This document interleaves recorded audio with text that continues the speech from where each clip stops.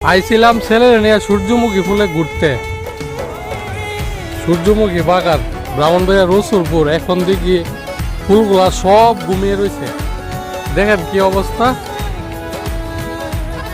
ছেলে একটা একটা করে দেখতেছে আসলে কি ফুল ঠিক আছে নি, ফুল কিন্তু ঠিক নাই। দেখছেন এই যে পুরাটা বাগান সূর্যমুখীর, ফুল জড়ে গেছে কিন্তু ফুল নাই।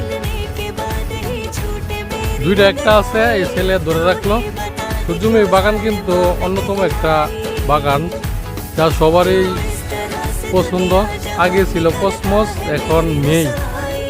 তো ভাবলাম সূর্যমুখী বাগানকে একটা পিক বা ভিডিও করে দেখলাম যে সূর্যমুখী ফুলের অবস্থা একদম মৃত এই বলতে গেলে।